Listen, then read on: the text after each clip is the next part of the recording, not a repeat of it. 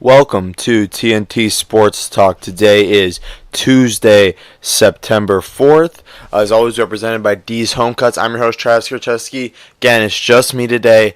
No Truman. Again, he's flaking on me. Still at school. We still have to figure out what we want to do. But right now, foreseeable future, it's just going to be me for the next couple of episodes.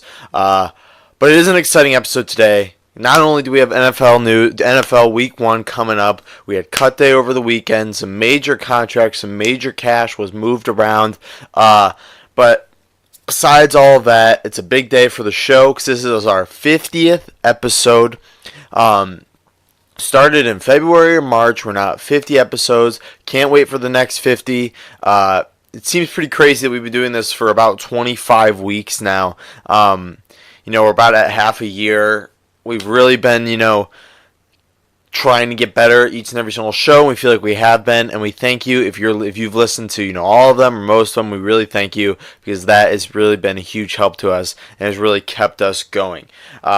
So again, 50 episodes, it's a pretty big deal. We'll save the thank yous for another time because we got a big show to do, and we're going to kick it off with some college football. Week 1 college football went down this weekend, Friday, Saturday, Sunday, and Monday over Labor Day, which I'll give the NCAA credit. I hate the NCAA, but they do a great job at really spacing this out. You kind of get that NFL Week 1, you're kind of getting sick of preseason, so you need some sort of meaningful football, and college football does a great job at holding you off all weekend by giving you, some great games, some great matchups, and they did a great job. So we'll start. We're not going to go game by game because obviously there was a million games this weekend. There's a million things we can talk about, but we are going to talk about some key games, some key players, stuff like that. So let's get into it. Oklahoma absolutely throttled Lane Kiffin and his FAU Owls. FAU is seen as a program that's on the rise due to Lane Kiffin and some couple other recruits that they've gotten, but they're just not ready to compete with the big time program. Kyler Murray looked like an absolute star, taking over for Baker Mayfield. Most people didn't know, how he was going to perform. Obviously, he was drafted in the first round of baseball, top 10. So most people think, he's a baseball guy. Doesn't really care about this because if he sucks, this season, it's not a big deal to him because he's still going to be making millions of dollars. But he performed so well. He looked like a seasoned veteran out there, which he is. Get some action. I'm just going to throw this out there now. Don't be surprised if my man Kyler Murphy starts to waver a little bit in his 100% baseball decision. If he starts to perform like he did, let's say he wins the Heisman, let's say he, gets talked about as first round pick, I would not be surprised if he chooses football instead of baseball. I don't know how the logistics would work. I think he's already signed his contract with the A's. But I'm just saying, I get it. It's really rare. It's probably not going to happen. But don't rule it out. It's not 100% certain yet. Maryland, Texas, another big game. Obviously, it was a cool moment. Maryland walked out there with 10 guys. They're trying to, show, Jordan McNair, he died. So they're trying to memorize, have kind of a memorial for him. That was cool. That's probably the coolest moment from the game, coolest moment from the weekend. But that game showed us Texas is not ready to compete at a high level anymore. They're still not ready. I think Herman's going to have this program going in the right direction. I know most people would say, as an Ohio State fan, don't you hate Tom Herman? Yeah, kind of. But I think he's a pretty good head coach, and I think he's going to put Texas in the right spot in the next couple of years. But they're not ready this year. I think that's, kind of been shown over this weekend. Auburn looked pretty solid. We'll go to the Big Ten. Ohio State fan, I'm biased. Dwayne Haskins looks like one of the best pocket passers we've had at Ohio State for the last couple of years. He's definitely the best passer we've had in the last couple of years. No disrespect to Barrett, Miller, or Cardell. Cardell is probably the best out of those three, but they just weren't pure pocket passers. They were more run-first guys. And it was interesting to watch this game because the last couple of years you're used to, when the pocket kind of breaks down, you're used to the quarterback scrambling and then just running up the field for a couple of yards. But Dwayne Haskins didn't do that. When the pocket broke down or when he started to scramble, he was still looking downfield and he was able to find targets. So you kind of, your mind did a quick, 180. You thought the quarterback was going to run. Next thing you know, it's a pass down the field for a bigger gain. So Ohio State looks dangerous. Nick Bosa looks like Nick Bosa. There's no question there. Michigan, staying in the Big Ten. They're still not ready. Harbaugh, this team was supposed to come in. They had Shea Patterson, was going to be a big time, type of thing this year. A win over Notre Dame would have helped. I'm not ruling them out for the season because obviously they have a chance. They beat Michigan State, Penn State, and Ohio State. They're going to be in the playoffs. But this team's just not ready to compete at a high level yet, I think. I don't think this offense is as good as the defense is. I think the defense is a lot better. But we'll see. Michigan's got to rebound after this, and I think they will. Meanwhile, Notre Dame did look pretty good. Penn State without Saquon Barkley, they didn't look great. Went to overtime versus Appalachian State. Wasn't a good sight for them, especially if I'm a Penn State fan. Shout out Johnny Glad. I would hate that. But without Saquon, they look kind of lost. That offense looked lost. Trace McSorley is a good quarterback, and he was able to kind of lead them back. But still, obviously losing a player like Saquon hurts a lot. LSU, I'm really high on LSU this year. Joe Burrow came out Sunday night, and impressed. Finally, they have a quarterback there for the first time in the last couple years. Miami, I think Miami's hype is over. I think they had their little reign last year of the U is back, turnover chain shit, but that's over. That's done with. I think Miami's gonna slowly fall here the next couple of years, and that is it for college football. We'll go through a couple games on Thursday, but Thursday is gonna be our big NFL preview. But we'll still talk about it. College football is back. No better way to spend a Saturday than waking up, watching College Game Day, and then just sitting back and watching football all day. And as the season goes, the matchups just get better and better. So we'll see what happens from now on. It's going to be a big couple of weeks here for college football. It's going to take a couple weeks for us to really figure out who the good teams are. Alabama, I think, has got a big problem. We'll talk about them really quickly. Tua is the best quarterback on that roster right now.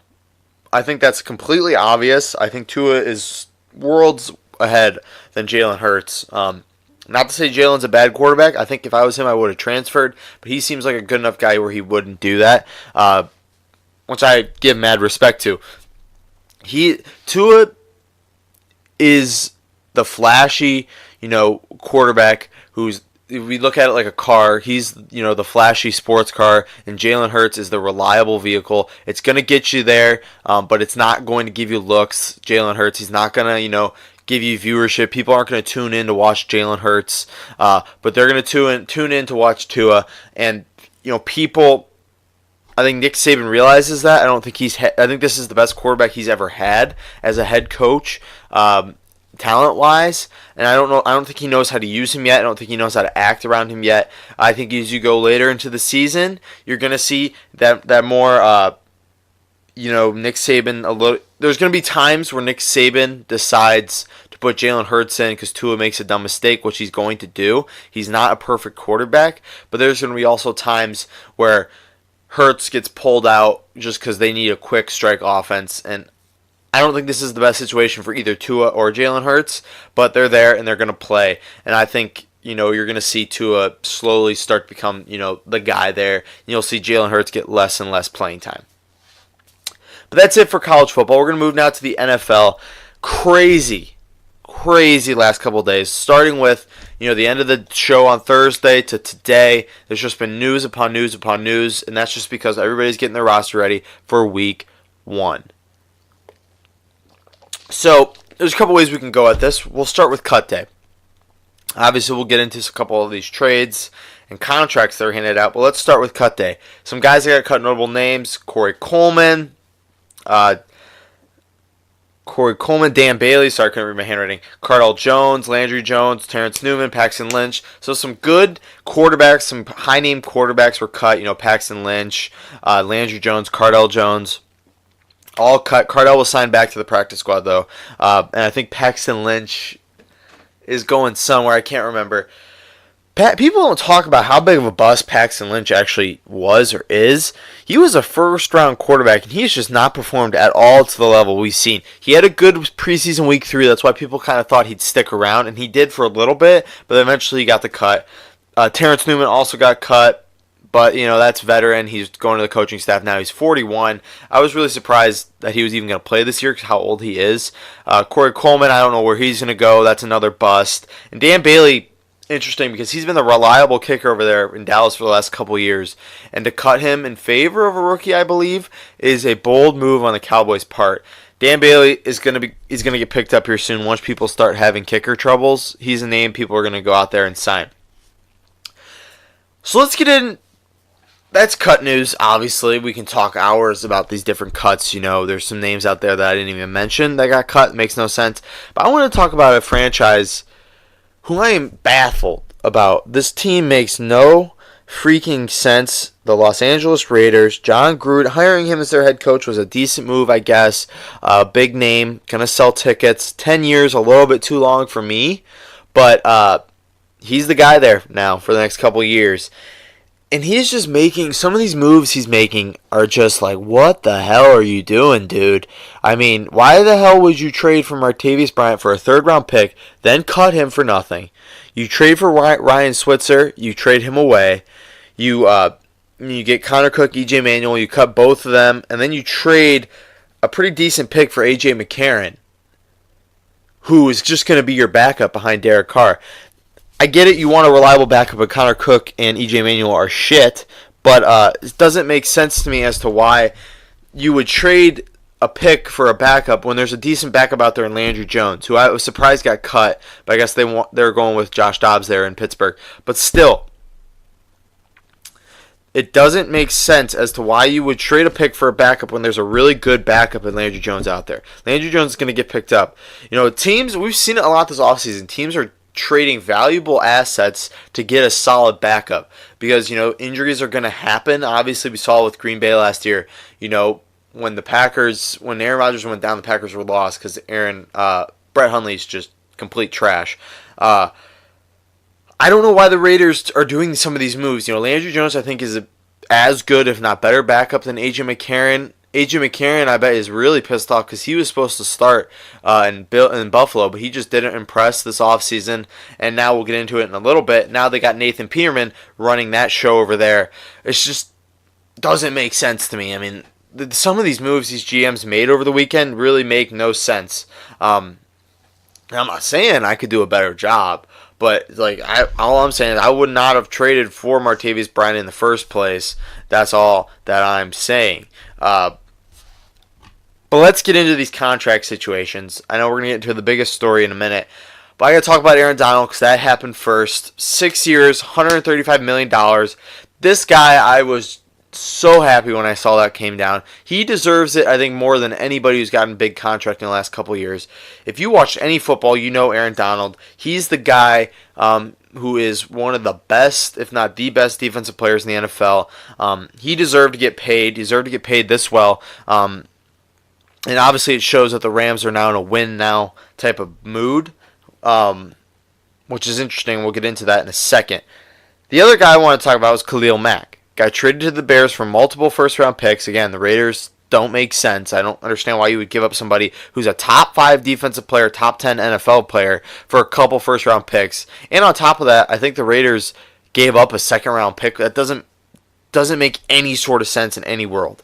But then the Bears went ahead and signed him up 6 years, $141 million. He's only 27. Another guy who deserves it. I know some people say defensive players don't really deserve these type of contracts, but guys like Khalil Mack and Aaron Donald really do. So you might ask, Travis, you're a sports expert. Why the hell would the Bears trade for Khalil Mack? They aren't really going to compete this year, especially in that division that features the Vikings and the Packers. And then we'll throw the Lions in there, even though the Lions aren't really that good. You say, Trav, why did the Bears trade for him? Because the Bears are trying to do what the Rams did last year. They got he's not young, but a new innovative head coach in Nagy, comparable to Sean McVay. So you got a new type, we'll say younger, innovative type of head coach. You got a young quarterback on his rookie deal, which is cheap. Mitch Trubisky, Rams head Goff last year. You got a pretty decent running game. Todd Gurley with the Rams, Jordan Howard and Tariq Cohen with the Bears. And you got some pretty solid pieces on defense. So you're going to see this a lot more over the next couple of years. Teams going for it all while their quarterback's on their rookie contract. Before their quarterback has to get paid a boatload of money, teams are just going to dish out these ridiculous amount of contracts just so they can win now. Bears won't win this year. It's flat out. At best, they go to the playoffs maybe. I don't think they even compete for the division, but the best they make it to the playoffs. So you're going to see this a lot over the next couple of years. You saw it a little bit in Seattle. Seattle was a situation where it actually worked out for them because Russell Wilson came in, rookie quarterback on his rookie deal. They had a good running game in Marshawn Lynch, and then that defense, they just stacked that defense up and they paid it well. And now look where they're at right now. They're falling apart. So you take this window. We'll start with the Rams. The Rams, I'd say they're in a 2-year window. Either they got to win the Super Bowl this year or next year for this to be successful. Because after that, once Goff has to get paid, the gravity of the situation starts to set in, and this team's just gonna they already accepted it. They're just gonna be trashed the next couple of years because they're not gonna be able to pay these guys these big deals with Jared Goff's huge contract coming through. So the Bears are trying to do that. They're trying to be the Rams last year. They want to be the surprise team. And then the next year, they'll have a bunch of money, and they'll go out and they'll pay. They don't have the draft picks, but they'll go out and they'll pay boatloads of money for these free agents, especially on that defense. The only thing I would say is a little bit different from the Bears than the Rams last year is the Bears have a little bit better defensive pieces than the Rams did last year. They got almost a safety. Fuller's a pretty decent corner. And then obviously Akeem Hicks. I can't remember his name, that interior defensive lineman. So they've got some good pieces. But another thing that's a difference, I'm very nervous if I'm Bears fans to bet my whole franchise on Mitch Trubisky. He did not show enough for me last year to really think that he's going to be a star quarterback. Obviously, Jared Goff didn't show a lot in his rookie year either, but I don't think Mitch Trubisky is as good as Jared Goff was his first year. I think Goff is way better than Trubisky. I don't think Trubisky is going to take this team to the playoffs. Their defense is going to help, but I don't think Trubisky's a Jared Goff or Russell Wilson, if that makes sense. So if I'm a Bears fan, I'm a little bit nervous, but obviously I understand where they're going. I'm excited about this move. I'm scared because I don't really want the Packers to face Khalil Mack, even though I think we'll do fine. But it's interesting because teams are going to start doing this more and more. See, it worked out in Seattle. It's looking like it's working out for the Rams. So we'll see what happens this year in Chicago. I don't think it's going to happen. I don't think it's going to work as well as they hope or they think. But, you never know. Something could change. So let's go to the starting quarterback situation. Obviously, like I said, the most important position in all of sports is the starting quarterback of your franchise. We had 3 teams make a move, announcing their starters for Week 1. Bills, Nathan Peterman's going to start. Obviously, people know Nathan Peterman by that 5-interception performance in the first half last year. He's going to be the starter Week 1. Josh Allen is just simply not ready, which I did not think he will. He was.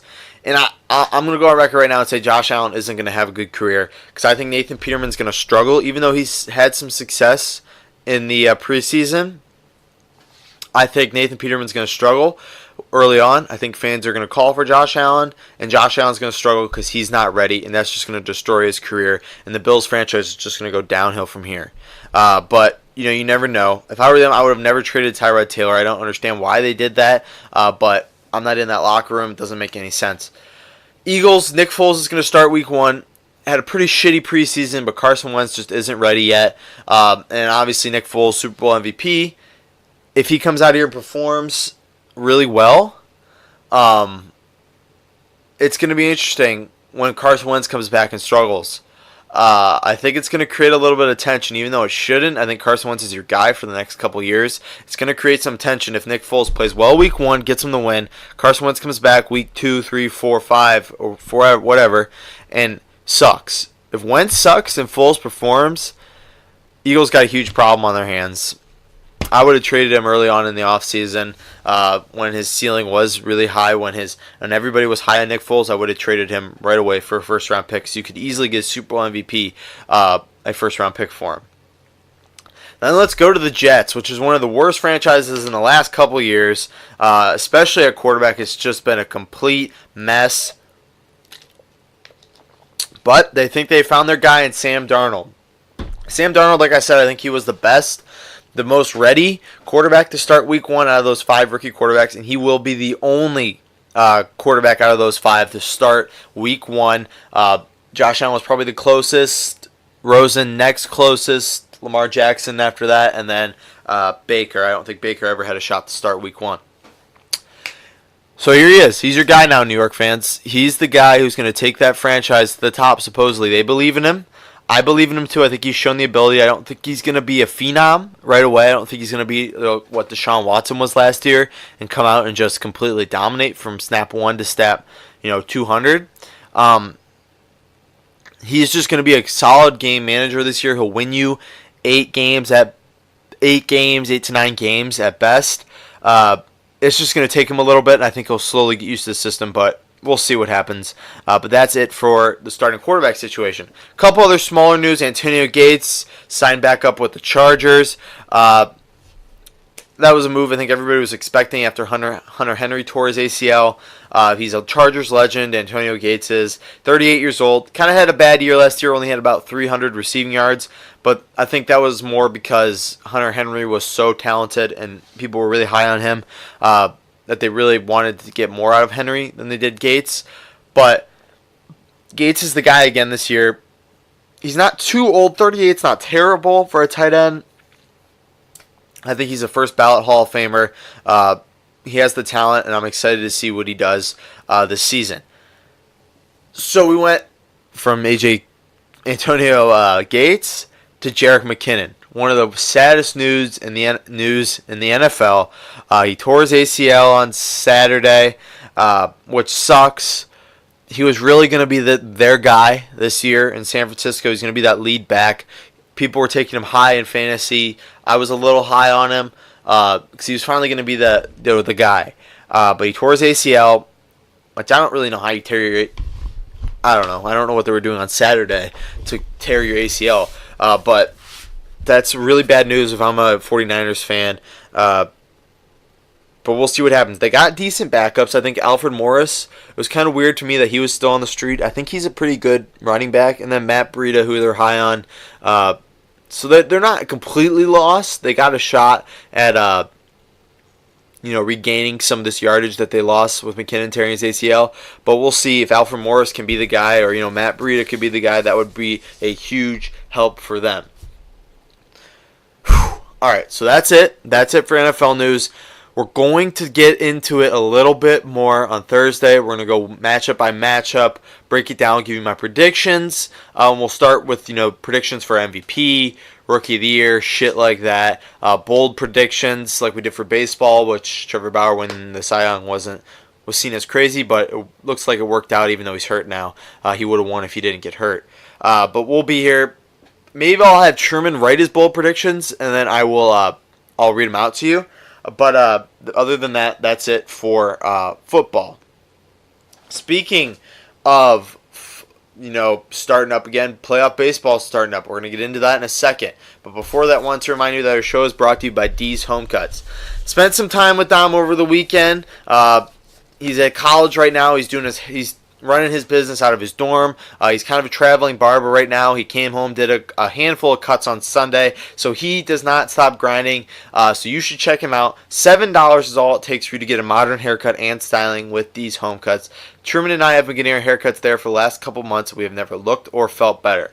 We've had about 20 guests on this show, 20 different guests on this show, and I would say about half of them, a little over half, of get their haircut at D's, because he is just leading the movement for men's haircuts in our area right now. He's carrying that torch. Don't pay $30 for a haircut. Pay $7 and get an even better cut, because Dom is always upgrading his equipment so he can give you the best haircut and haircut experience possible. You can check him out on Instagram. There's millions of videos on there. He's posting stories every time he gets a cut. You can see the kind of work he does. He's got a great little studio in his basement. Support local businesses, support a young entrepreneur, and give him a call. You can't give him a call. Set up an appointment in his bio. There's a little link in his bio. Easy. Click on it. Takes about 5 seconds. Just put your time in. Put your number in, your phone number, and you'll be good to go. So that's it. Give him a call. $7. You're not going to find a cheaper haircut if you're a guy. These home cuts, professional haircuts at a low price.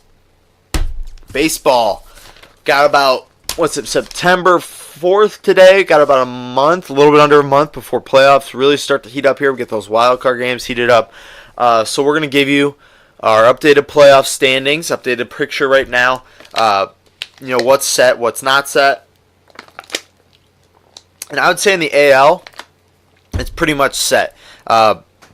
I think it's going to go, obviously, Boston, Houston, Cleveland, I think are going to win those divisions.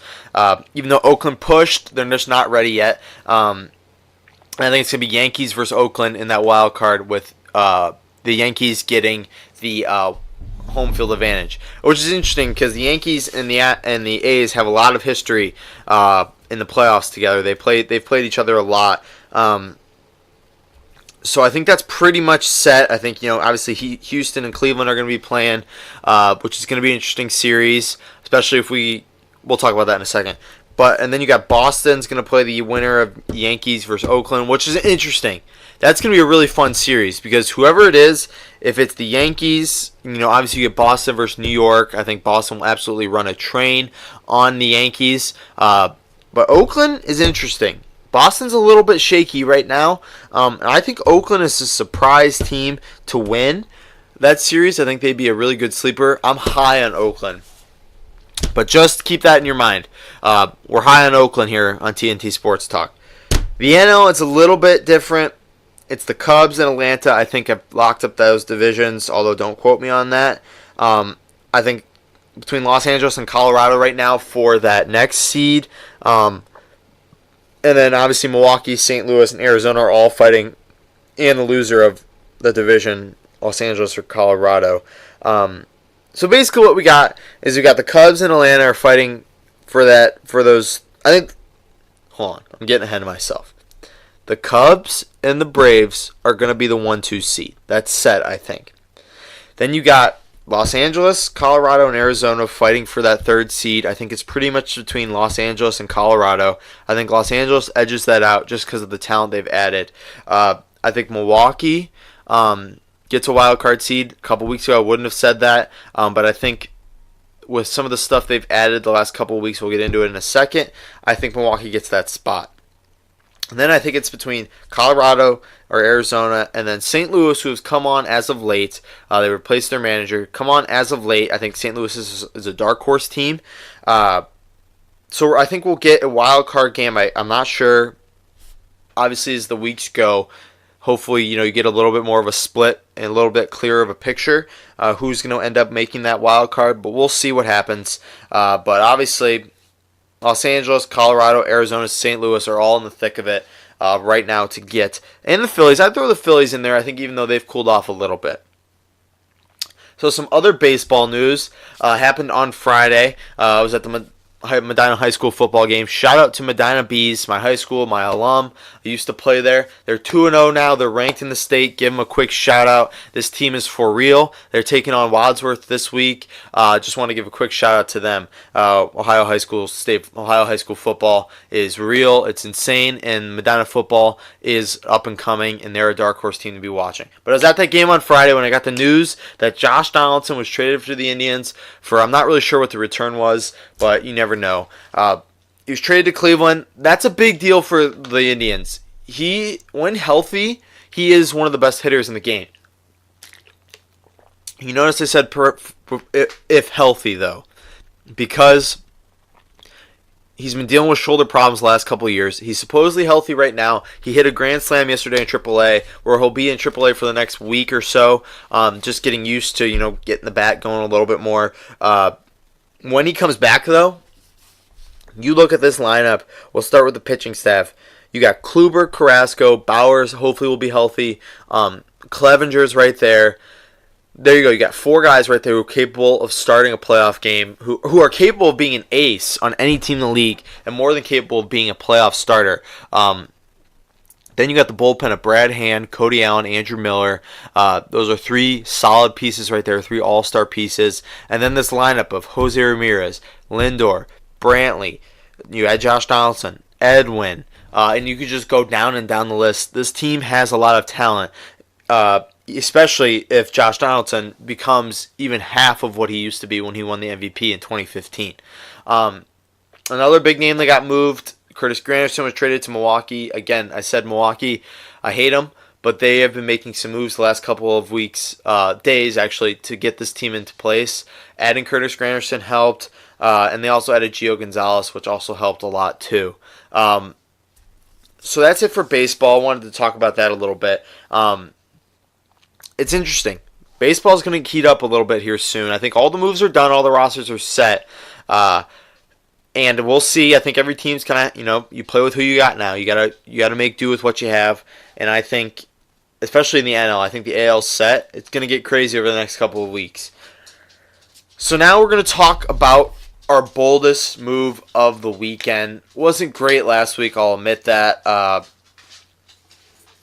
Like I said, I'm still trying to figure this out. I'm running this thing by myself single-handedly, so give me a little bit of credit when I'm trying to, get this whole thing working here.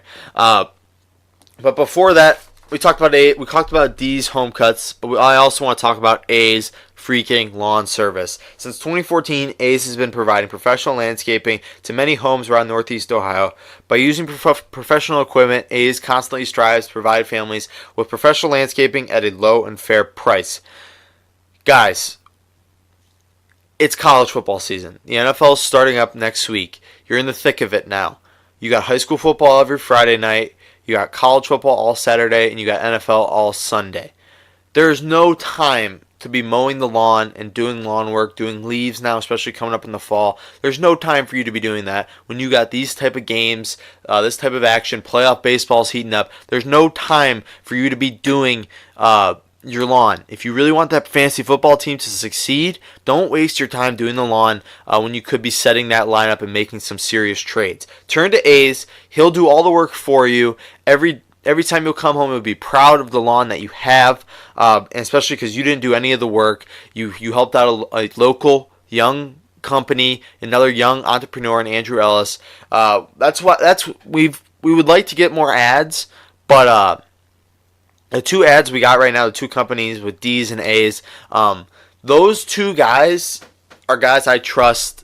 They're the entrepreneurs of Medina right now, the young entrepreneurs, and I trust them to really do a great job. And I wouldn't support their business on my podcast if I knew they weren't going to do a great job. But I know that they will every single time I use these services. I've known Andrew for a long time, I know Dom for a long time, so check them out.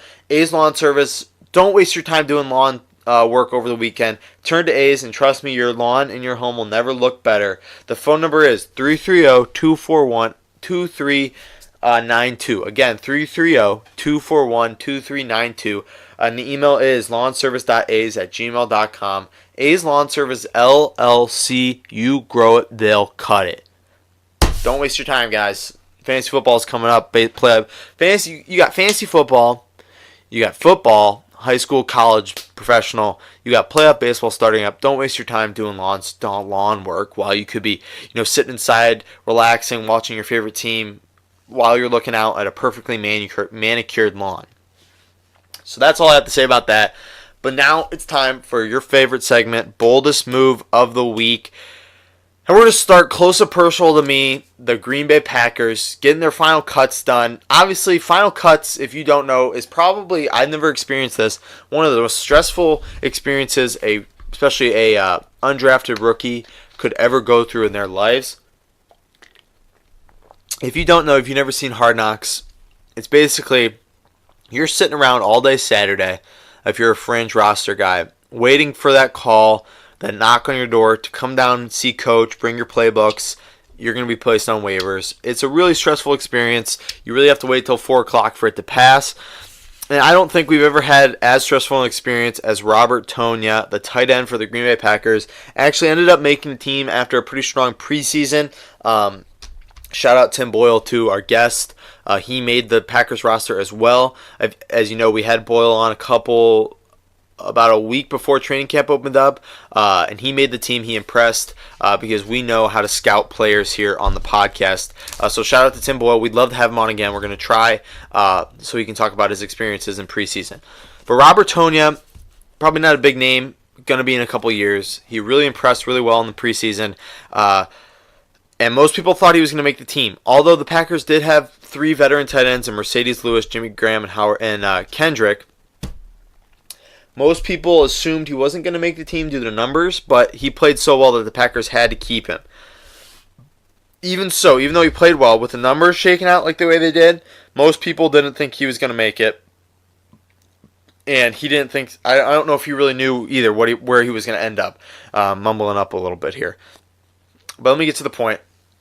Robert Tonyan was sitting in his room playing video games when he got a text from a number saying he needed to come down to the stadium, get his playbooks, and meet coach. Which is weird because you don't really get a text. They don't text you that when your career's almost over. They usually, come to your room or they give you a phone call. But he's a rookie. He doesn't know what he's doing. So he went down to the stadium, was freaking out, saying his goodbyes. When he got to the coach's office, they were confused. That's why he was there.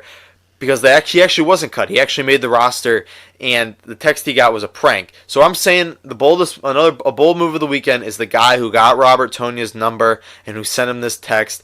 Really shitty move, but at the end of the day, when he becomes a Pro Bowl type of player, Robert Tonyan's going to look at this and he's going to laugh. So that's the candidate right there. Next candidate I'm going to say is Luol Deng. We're going to get into this more in a second. My man Luol Deng was a pretty big deal a couple years ago, falling off a lot. Got a 4-year, $72 million with the Los Angeles Lakers, which was an insanely huge contract for the time being because he really wasn't a 4-year, $72 million type of player. But he got bought out over the weekend. But I didn't realize this. My man Luol Deng played in one game last year and made a bunch of money off of one game. He played in the first game, and that's it. He sat the bench the rest of the season.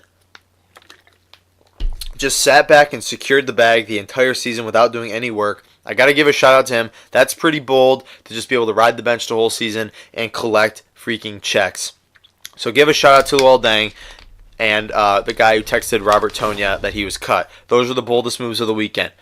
Question and answer now. We're going to wrap this thing up here soon. Got about 20 minutes left on the show before we got to kick it off. But we got some pretty solid questions here. So I think with Luol Deng's contract, most people started to really look at this. Some of these contracts that have been handed out in the NBA the last couple of years are just insanely dumb. People are paying a lot of money for some pretty shitty players who really don't even deserve this type of money. I mean, we'll start off with, so we got a question.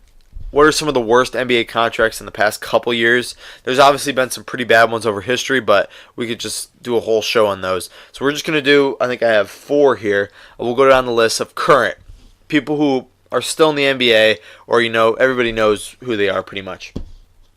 Or maybe you don't, I don't know.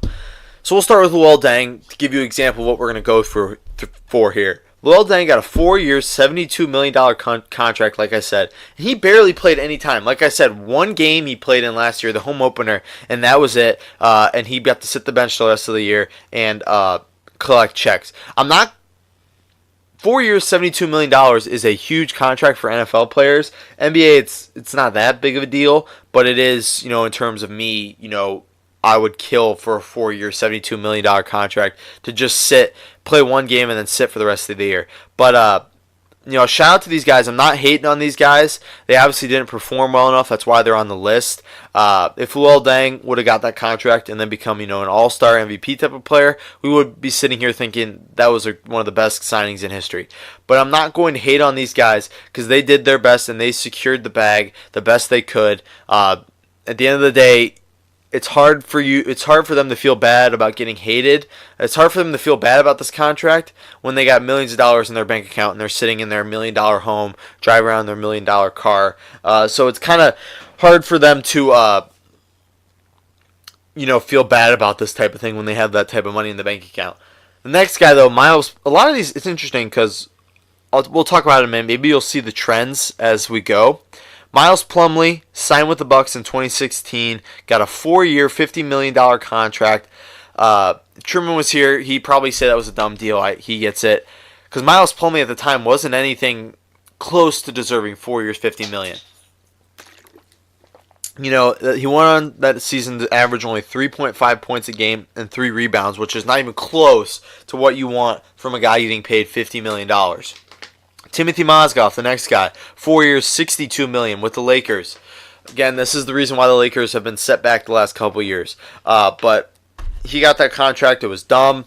4 years, $62 million. Only averaged 6 points and 4 rebounds per game. I don't know where he is even now. I think he got traded. And then the last guy, Joakim Noah, 4 years, $72.6 million. I'm pretty sure Joakim Noah hasn't played in a game in like a year and a half. He got hurt. He barely plays. He's only averaged really 4 points a game and 8 rebounds, which is decent. But still, God knows where Joakim Noah is right now. But it's interesting because 3 out of 4 of these guys, Plumlee, Mozgov, and Noah, all centers, all got these huge contracts, and all sucked. And I think that's another sign of how the center position really isn't as valued anymore. I think these guys came in. Most people thought, the center position was pretty valuable, and as soon as people realized it wasn't, I think these contracts started to slowly fall apart, and most people hate on them now. But again, shout out to these guys. They collected their checks. I can't really hate on them when they're making this much money and doing barely any work. They did their job for that. Last question we got, second to last question. We talked about some of the major cuts. What are some of the strangest cuts? Why did these players get cut? Why would they, get the axe? It doesn't make sense. I got a couple here. I got about 3. I'm going to go Scooby Wright. Scooby Wright, if you don't know, he was a pretty big deal coming out of Arizona until he got hurt. Then he went to the Browns for a little while, was drafted by the Browns, got cut, was on their practice squad, went to Arizona. He played in 10 games last year in his sophomore year. He didn't play extraordinarily well, but he played pretty decent. And he had a pretty decent preseason. I'm not sure why they cut him. He's a homegrown product. People love him there. So that's strange to me why he got cut.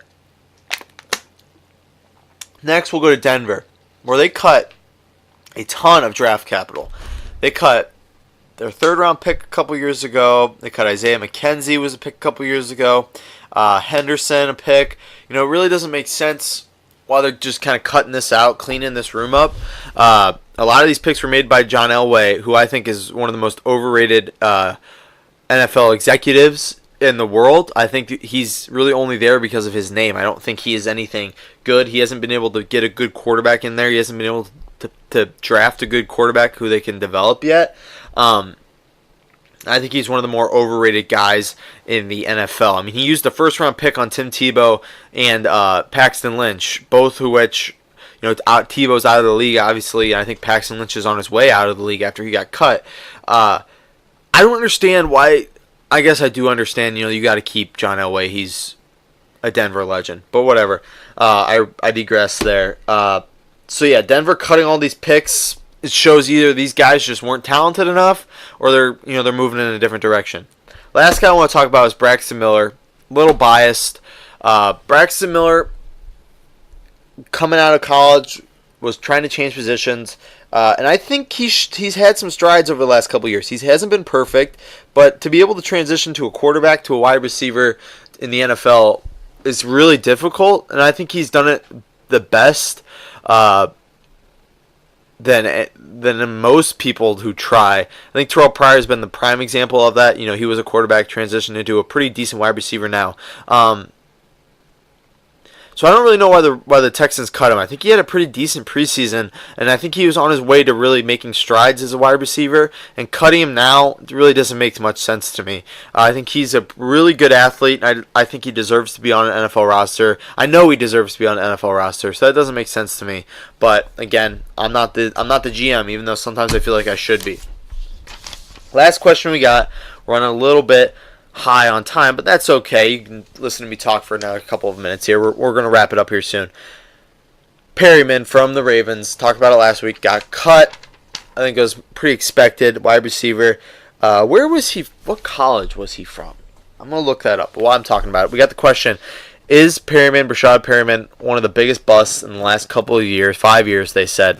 I'm going to say yes. Hold on. Rashad Perryman. Where did he go to school? Like I said, though, he was drafted in the first round. Played at UCF, drafted in the first round, like I said, UCF, where he played college football. Is he one of the biggest busts over the last couple of years? I'm going to say yes, even though he was really high coming out of the draft. With first-round wide receivers, you're either going to get extremely good talent like an Odell, or you're going to get a shitty player like Perryman who just can't stay on the field. So I'm going to say he is a bust. I'm not going to say he's one of the biggest busts, but I would say he's up there. But he could change that around. He has the talent to change it around. He just really got to put his nose to the grindstone, really put in that work, and I think he will be a better player. But who knows where he goes from here. I know he's got a couple workouts, but God knows where he moves on from here. So that's it for a question and answer. I really wanted to address this, though. People have asked me, are you scared that the Bears got Khalil Mack? Are you scared that the Packers have to play him week 1 now? Even though the Packers were really close to trading him. Again, also, we predicted that. I said he was going to be traded by the weekend, and he was, so no big deal there. Even though it was to the Bears, people asked me, Travis, they asked Truman too, are you scared? Shout out Brian Leonard. He asked me, are we scared? He's a Bears fan. Hell no, I'm not scared. Khalil Mack doesn't put any sort of fear into my heart at all. It doesn't help. But we have Aaron Rodgers on our team. We have David Bakhtiari. We have Brian Bulaga. Brian Bulaga and David Bakhtiari are two of the best tackles in football. Khalil Mack don't scare me at all. He's a good passer, but he just is one player. I think the Bears are getting a little overrated right now. I think they'll be 3rd, 4th place where they belong at the end of the year because Trubisky is ass. He ain't nothing. And a Packers fan, I'm not scared at all. I can't wait to play Khalil Mack. I can't wait to play the Bears. When Aaron Rodgers puts up 42 points at halftime and we're up 42-0 like we were a couple years ago at half, I think we're going to put Bears fans in their place. They've been high the last couple of days with Khalil Mack, Trubisky, Allen Robinson, Kevin White. They're talking shit about Kevin White. Amos, the little safety who had a decent year last year. Fuller, who had a pretty decent year. And then now Khalil Mack. People come up to me asking me if I'm scared about Khalil Mack. I got Aaron Rodgers on my team. Khalil Mack doesn't scare me at all. It's going to take about a week. We're gonna have to withstand a week of Bears fans trash talk. But come Sunday night, when the pads are put on, when it's 11 on 11, I think we'll easily see who is the better team. When Aaron Rodgers comes out and puts up 42 points before halftime, we'll see who the real team is, who the real contenders are. Because the Bears just aren't ready. We're gonna come out here. And, people are forgetting that the Packers have some nice toys on defense now, too, some new toys. So we'll see what happens, but no, I ain't scared of Khalil Mack. Khalil Mack don't scare me at all. Neither does anybody on the Bears. I'll go match for match. Packers have a better 53 than their 53. Last time the Bears traded 2 first-round picks for a guy was Jay Cutler, and looked how that worked out. So, no, I'm not scared by these Bears. This defense really ain't that scary, and I ain't scared of those damn Bears. So I wanted to put that to rest right then and there. Packers are going to come out and we're going to whoop their ass on Sunday Night Football. Book it right now. But we'll get into predictions next Thursday. Other than that, I want to thank you to our sponsors, D's Home Cuts and A's Lawn Service. Those are our guys. They've been with us all 50 episodes, close to most of the 50 episodes. So we got to give them credit. They're our guys. We ask that you go on to iTunes, give us 5 stars, rate, review us, and subscribe. Follow us on Twitter at TNT Sports Talk 12 or Instagram. Listen to us tomorrow on 12 Ounce from 7 to 8 a.m. or YouTube. It doesn't matter, wherever you want to listen to us. We don't care as long as you're listening. Go to our Twitter, like I said, TNT Sports Talk 12. Send us question and answer. You want to be a guest? DM us on there. Our DMs are always open. You don't even have to follow us to send us a DM. Send us questions. Send us comments, concerns, segments you like, segments you don't like, segments, ideas. We're really trying to, what do you want to listen to? We're trying to get, our listeners whatever they want to hear. But other than that, have a great day. Tune in on Thursday. It's going to be a great show on Thursday. We're going to give our previews, our bold predictions, our predictions, whatever. We're getting ready for NFL Week 1. Getting ready for Aaron Rodgers to come in and just put up 42 points on that Bears top 5 defense. We're going to put up 42 points in one half. Book it right now. Philbin got the boys ready. Pettin got the boys ready. And McCarthy got the boys ready. That's all we have to say about that. Thank you. Tune in on Thursday.